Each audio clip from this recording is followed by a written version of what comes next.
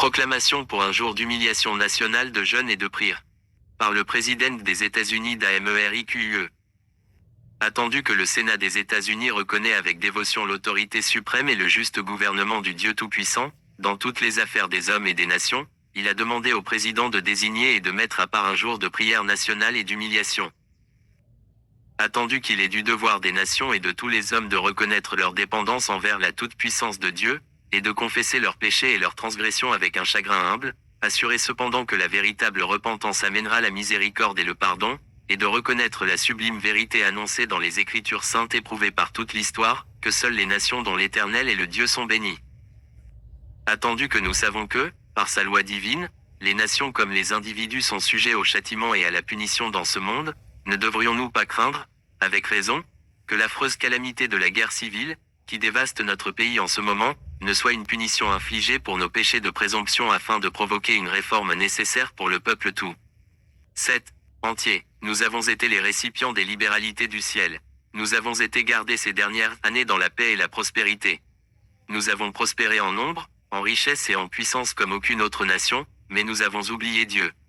Nous avons oublié la main de grâce qui nous avait gardés dans la paix et qui nous avait multipliés, enrichis et fortifiés. Nous avons imaginé, dans notre vanité et la fausseté de nos cœurs, que toutes ces bénédictions venaient de quelque sagesse et vertu supérieure que nous posséderions. Grisés par ce succès ininterrompu, nous sommes devenus trop imbus de nous-mêmes pour sentir la nécessité de la grâce qui rachète et qui garde, trop fiers pour prier le Dieu qui nous a créés. Il nous incombe donc de nous humilier devant sa majesté offensée, de confesser les péchés de notre nation et de prier pour obtenir la clémence et le pardon. Ainsi, conformément à cette demande et en plein accord avec l'avis du Sénat, je désigne par cette proclamation et mets à part le jeudi 30 avril 1863 comme jour d'humiliation nationale, de jeûne et de prière. Je demande donc à toutes les personnes de s'abstenir en ce jour de leurs occupations habituelles et de s'unir dans les lieux de culte et dans leurs maisons respectives pour faire de ce jour un jour saint pour le Seigneur et consacré à l'humble accomplissement des devoirs religieux propres à cette occasion solennelle. Tout cela accompli, dans la sincérité et la vérité, appuyons-nous humblement sur l'espérance que nous donnent les divines Écritures que le cri de 8. La nation sera entendue en haut et qu'il y sera répondu par des bénédictions, non seulement par le pardon des péchés de la nation, mais également par le retour à l'unité et à la paix comme dans le passé pour notre pays divisé et souffrant. En témoignage de cela, j'ai signé de ma main et apposé le sceau des États-Unis. Fait à Washington ce 30 mars de l'an de grâce 1863 de la 87e année de l'indépendance des États-Unis. Abraham Lincoln. Par le président William H. Seward, secrétaire d'État. La proclamation ci-dessus est conservée à la bibliothèque du Congrès dans l'appendice numéro 19 du volume 12 de l'intégralité des statuts des États-Unis. Elle a été instaurée par une résolution du Sénat des États-Unis et a été officiellement faite par Abraham Lincoln en tant que président le 30 mars 1863. Son message contient 2 thèmes qui méritent toute notre attention. Tout d'abord, la proclamation reconnaît les bénédictions uniques accordées aux États-Unis et suggère que celles-ci ont amené une attitude de fierté et d'autosuffisance qui sont la cause d'une grave crise nationale. Certaines expressions utilisées pourraient s'appliquer avec la même force à la situation de la nation aujourd'hui. Nous avons prospéré en nombre, en richesse et en puissance comme aucune autre nation. Nous avons imaginé dans la vanité et la fausseté de nos cœurs que toutes ces bénédictions venaient de quelque sagesse ou vertu supérieure que nous posséderions. Nous, 9. Sommes devenus trop imbus de nous-mêmes, trop fiers pour prier le Dieu qui nous a créés. Ensuite, la proclamation reconnaît sans équivoque la puissance supérieure de Dieu dans les affaires des hommes et des nations. Ce qui indique qu'au-delà des forces politiques, économiques et militaires de l'histoire, des lois divines sont à l'œuvre. En reconnaissant et en se soumettant à ces lois, une nation peut changer sa destinée, écartant le désastre qui menace pour regagner la véritable paix et la prospérité. La proclamation met particulièrement en avant une façon spécifique et concrète dont une nation peut invoquer la puissance supérieure de Dieu, c'est-à-dire par l'unité dans la prière et le jeûne. L'auteur de cette proclamation, Abraham Lincoln, est en général considéré à la fois par les Américains et par le reste du monde comme le président américain le plus sagace et le plus éclairé. C'était un homme avec une foi sincère et des convictions profondes, mais qui n'a jamais fait partie d'une dénomination chrétienne. Il ne pouvait en aucun cas être considéré comme irrésolu ou extrême dans ses vues religieuses. De plus, cette proclamation n'est pas seulement le fruit des convictions personnelles de Lincoln, elle est le résultat d'une résolution de tout le Sénat des États-Unis. Comment pouvons-nous estimer les profondes convictions unanimes d'hommes de cette trempe? Les considérerons-nous comme hors de propos et dépassés? Ce serait préjuger sans réfléchir. Nous devons plutôt accorder une attention honnête et attentive à cette proclamation et aux questions qu'elle soulève. Existe-t-il une puissance divine qui gouverne les destinées des nations? Peut-elle vraiment être invoquée dans la prière et le jeûne? Ce livre est consacré à l'étude de cette question. Une réponse nous est donnée de 4 sources principales. 10. L'enseignement des Écritures, les événements de l'histoire mondiale pendant et après la Seconde Guerre mondiale, les annales de l'histoire américaine et les récits d'expériences personnelles dans le domaine du jeûne et de la prière. Derek Prince. 11. 1. Le sel de la terre. Vous êtes le sel de la terre. Matthieu 5h13. Jésus s'adresse à ses disciples, à nous tous, à ceux qui reconnaissent l'autorité de son enseignement. Il compare notre fonction sur la terre à celle du sel. Sa signification devient claire lorsque nous considérons 2 utilisations courantes du sel dans l'alimentation. Le sel donne de la saveur. Tout d'abord, le sel donne de la saveur. Une nourriture qui est fade en elle-même devient savoureuse et acceptable lorsqu'elle est assaisonnée de sel.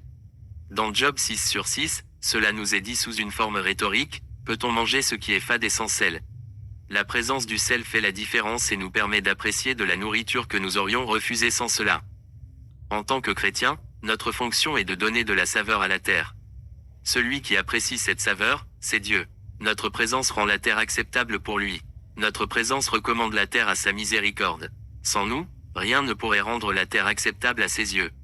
Mais parce que nous sommes là, Dieu continue de traiter la terre avec grâce et miséricorde plutôt qu'avec la colère et le jugement. Notre présence fait la différence. Ce principe est illustré de façon très claire par le récit de l'intercession d'Abraham pour Sodome comme nous le relate Genèse 18h16-33. L'Éternel avait dit à Abraham qu'il allait voir si la méchanceté de la ville de Sodome en était arrivée au point que le jugement était inéluctable. Abraham a marché vers Sodome avec Dieu et a raisonné avec lui sur les principes de son jugement. Abraham a tout d'abord établi un principe qui est le fondement de tout ce qui suit. Il n'est jamais dans la volonté de Dieu que le jugement réservé aux méchants vienne sur le juste. Feras-tu aussi périr le juste avec le méchant? V. 23 a demandé Abraham. Faire mourir le juste avec le méchant, en sorte qu'il en soit du juste comme du méchant, loin de toi cette manière d'agir. Loin de toi, celui qui juge toute la terre n'exercera-t-il pas la justice? V. 25. L'Éternel dit clairement, dans la conversation qui suit, qu'il accepte le principe énoncé par Abraham. Combien il est important que tous les chrétiens comprennent cela.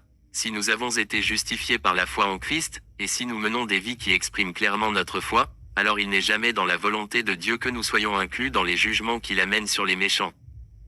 Malheureusement, les chrétiens ne comprennent pas souvent cela, car ils ne font pas la différence entre 2 situations pouvant en apparence sembler similaires, et qui, en réalité, sont complètement différentes par leur nature et leur cause. D'un côté, il y a la persécution au nom de la justice. De l'autre, il y a le jugement de Dieu sur les méchants. La différence entre ces 2 situations est éclairée par ces 2 affirmations contrastées suivantes. La persécution vient des méchants sur les justes, mais le jugement vient de Dieu qui est juste sur les méchants. Ainsi, la persécution pour la justice et le jugement pour la méchanceté s'opposent par leur origine, leur 14. But et leur résultat. La Bible avertit clairement que les chrétiens doivent s'attendre à subir la persécution. Dans le Sermon sur la montagne, Jésus a dit à ses disciples, « Heureux ceux qui sont persécutés pour la justice, car le royaume des cieux est à eux. Heureux serez-vous lorsqu'on vous outragera, qu'on vous persécutera et qu'on dira faussement de vous toutes sortes de mal, à cause de moi. » Matthieu 5h10-11, Paul écrit de la même manière à Timothée, « Or, tous ceux qui veulent vivre pieusement en Christ seront persécutés. » 2 Timothée 3h12, les chrétiens doivent donc se préparer à endurer la persécution pour leur foi et leur façon de vivre, et même le voir comme un privilège. C'est pour cela que les chrétiens ne doivent jamais être inclus dans les jugements de Dieu sur les méchants. Ce principe est énoncé de nombreuses fois dans les Écritures. Dans 1 Corinthiens 11h32, Paul a écrit à d'autres chrétiens et il leur a dit, « Mais quand nous, les chrétiens, sommes jugés, nous sommes châtiés par le Seigneur, afin que nous ne soyons pas condamnés avec le monde. » Cela montre qu'il existe une différence entre la façon dont Dieu nous traite et celle dont il traite le monde. En tant que croyants, nous pouvons nous attendre à expérimenter le châtiment de Dieu. Si nous nous y soumettons et si nous mettons nos vies en ordre, alors nous ne sommes pas soumis aux jugements qui viennent sur les incroyants ou sur le monde en général. Le but réel du châtiment de Dieu sur nous est de nous éviter d'endurer ces jugements sur les incroyants. Dans le psaume 91 sur 7-8, le psalmiste donne cette promesse aux croyants, « Que 1000 tombent à ton côté et 10 000 à ta droite, tu ne seras pas atteint. De tes yeux seulement tu regarderas et tu verras la rétribution des méchants. » Nous voyons, ici encore, le même principe. Tout jugement survenant, comme la rétribution des méchants, ce que les méchants méritent, ne viendra jamais sur les justes. Même si Dieu touche le méchant de toutes parts, le juste au milieu de tout cela ne sera pas atteint.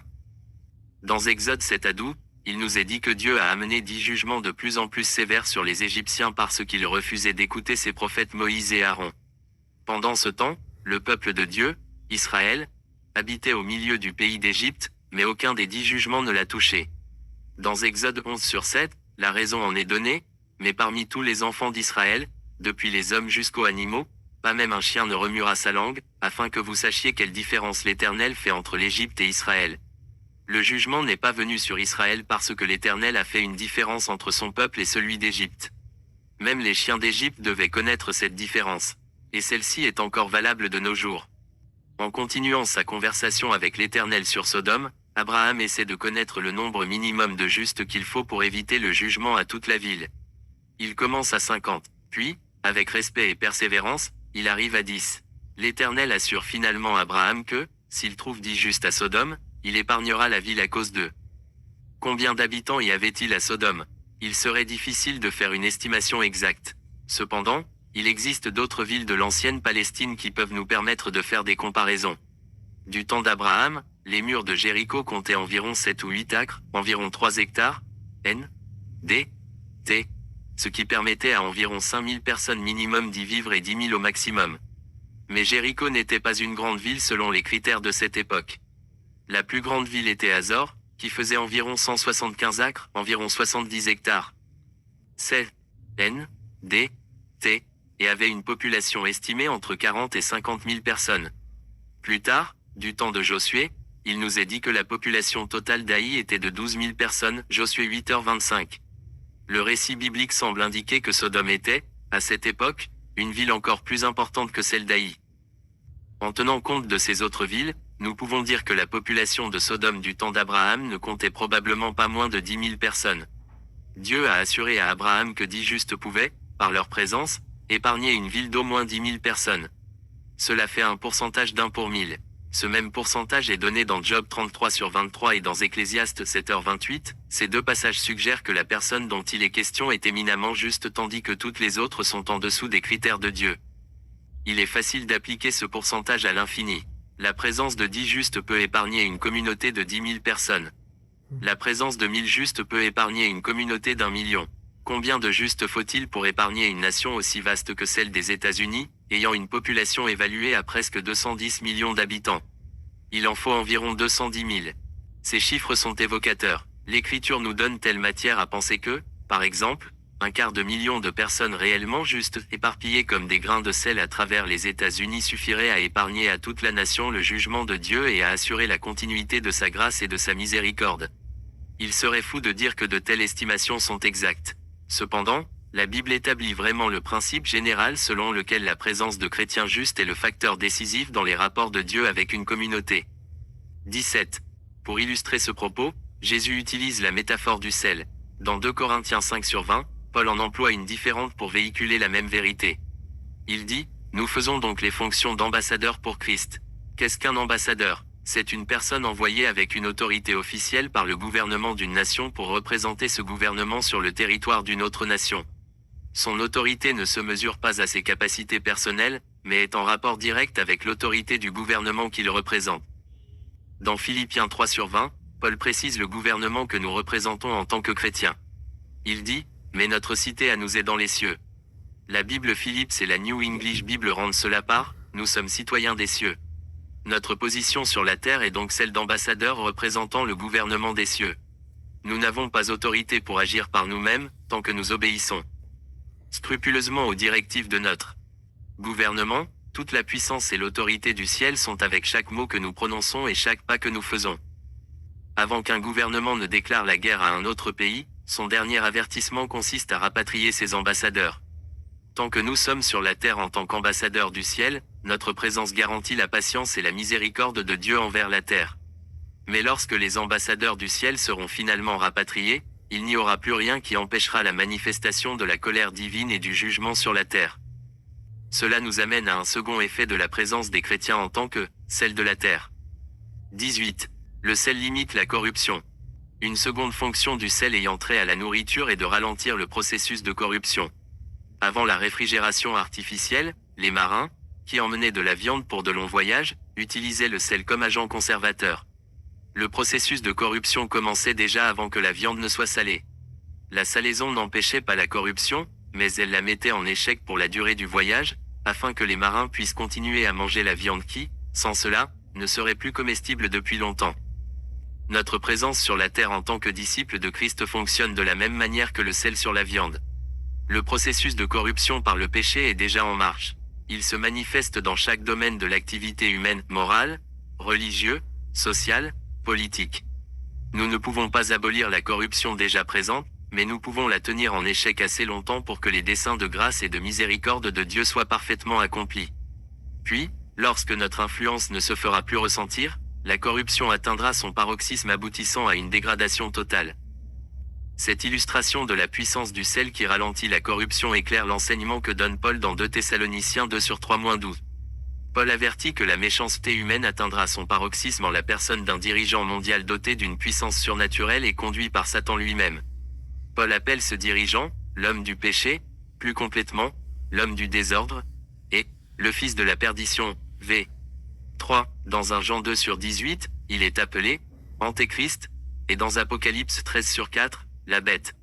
Ce dirigeant se proclamera Dieu et demandera l'adoration universelle. L'émergence de ce dirigeant satanique est inévitable. Paul dit avec conviction, et alors paraîtra l'impie, celui qui. 19. Et sans loi, 2 Thessaloniciens 2/8, Paul déclare également, dans le même verset, que le véritable Christ sera celui qui exécutera le jugement final sur l'Antéchrist, que le Seigneur détruira par le souffle de sa bouche, et qu'il anéantira par l'éclat de son avènement. Malheureusement, certains prédicateurs ont utilisé cet enseignement sur l'Antéchrist pour insuffler aux chrétiens une attitude de passivité et de fatalisme. L'Antéchrist vient, ont-ils dit. Les choses vont aller de mal en pis. Nous ne pouvons rien y faire. Les chrétiens se sont donc trop souvent assis les mains jointes dans une pieuse consternation et ont regardé les ravages de Satan tout autour d'eux sans lui opposer la moindre résistance. Cette attitude de passivité et de fatalisme est aussi tragique qu'antibiblique. Il est vrai que l'Antéchrist doit venir, mais il est faux de croire que l'on ne peut rien faire en attendant. En ce moment, il y a une force à l'œuvre dans le monde qui défie, résiste et ralentit l'esprit de l'Antéchrist. Paul décrit l'œuvre de cette force dans 2 Thessaloniciens 2/6-7. Rendu plus librement en français moderne, ces versets pourraient être traduits ainsi, « Et maintenant, vous savez ce qui le retient afin qu'il ne paraisse qu'en son temps.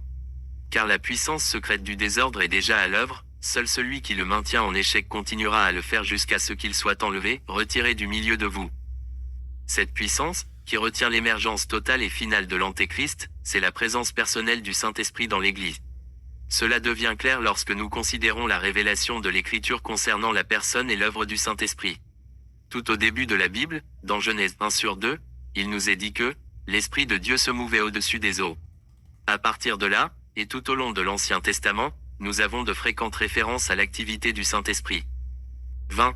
Sur la terre. Cependant, à la fin de son ministère terrestre, Jésus a promis à ses disciples que le Saint-Esprit viendrait rapidement sur eux d'une façon nouvelle, différente de tout ce qui avait déjà existé sur la terre jusqu'à présent.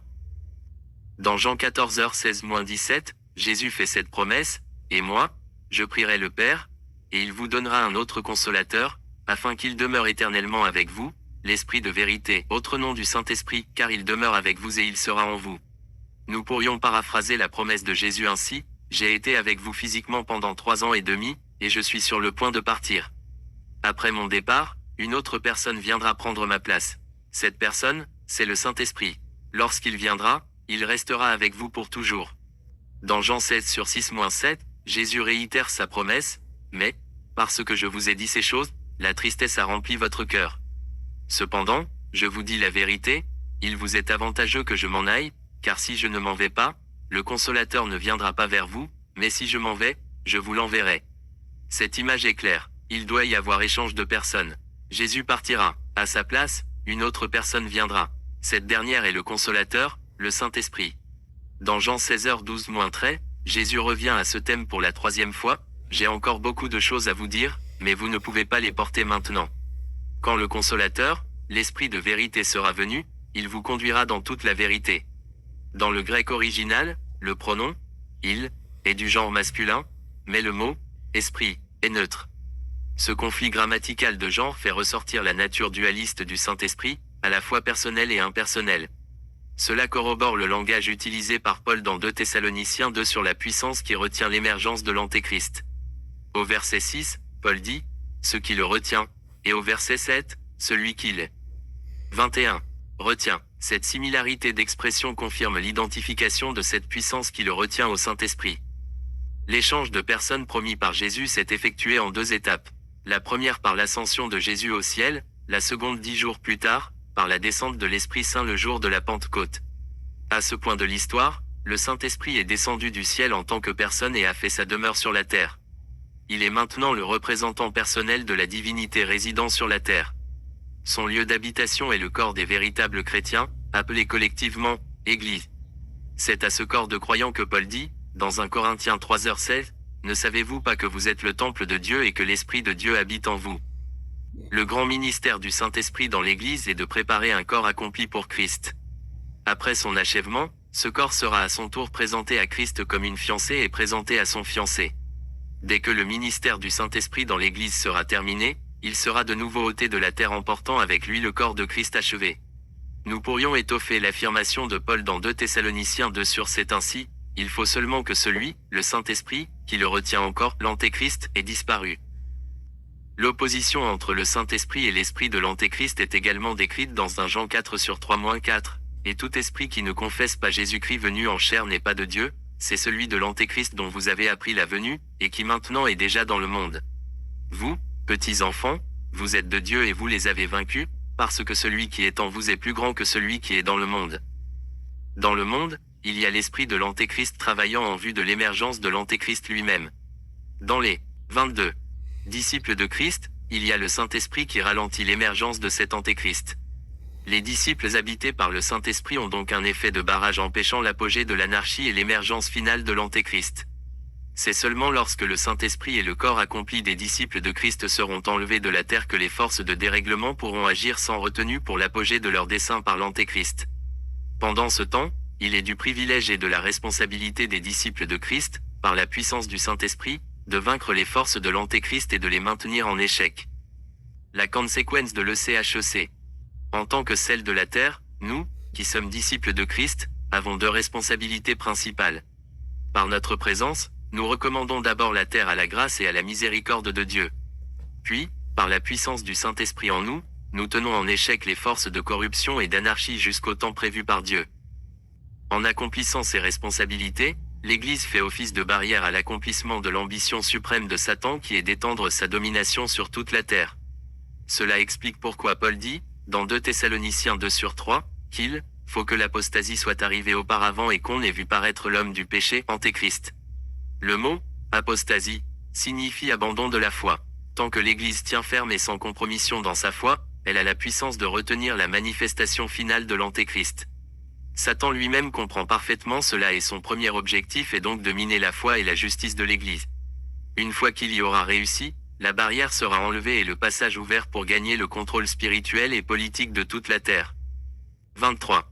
Supposons que Satan aboutisse dans ses desseins parce que nous, chrétiens, avons négligé nos responsabilités. Que se passera-t-il? Jésus lui-même nous donne la réponse. Nous devenons du sel qui a perdu sa saveur. Il nous avertit du sort qui attend un tel sel, il ne sert plus qu'à être jeté dehors et foulé aux pieds par les hommes. Matthieu 5h13. Il n'est plus bon à rien. Traduit de l'anglais, c'est une condamnation sévère. Que dit-il ensuite? Nous sommes jetés dehors, rejetés de Dieu et foulés aux pieds par les hommes. Les hommes deviennent les instruments du jugement de Dieu sur le sel sans saveur, l'Église qui a abandonné sa foi. Si nous, dans l'Église, négligeons de retenir les forces mauvaises, ce sont elles qui se chargeront de notre jugement. Paul énonce clairement les choix que nous pouvons faire dans Romains 12:21, ne te laisse pas vaincre par le mal, mais surmonte le mal par le bien. Il n'y a que 2 choix, soit vaincre, soit être vaincu. Il n'y a pas d'alternative, pas de troisième voie. Nous devons utiliser le bien que Dieu a mis à notre disposition pour vaincre le mal auquel nous sommes confrontés. Si nous ne le faisons pas, alors ce même mal nous vaincra. Ce message s'adresse avec une urgence toute spéciale à ceux qui vivent dans des pays où il existe encore la liberté de proclamer et de pratiquer la foi chrétienne. Dans de nombreux pays, aujourd'hui, les chrétiens ont perdu cette liberté. En même temps, Des millions de personnes dans ces pays ont été endoctrinées pour haïr et mépriser la chrétienté et tout ce qui la représente. Les gens ainsi endoctrinés n'auront pas de plus grande satisfaction que de fouler aux pieds ces chrétiens qui ne sont pas encore sous leur joug. Si nous tenons compte de l'avertissement de Jésus, et accomplissons notre fonction de celle de la terre, nous avons là 24. Puissance pour l'éviter. Si nous négligeons nos responsabilités et connaissons le jugement qui suit, la plus amère réflexion sera celle-ci, cela n'aurait jamais dû arriver.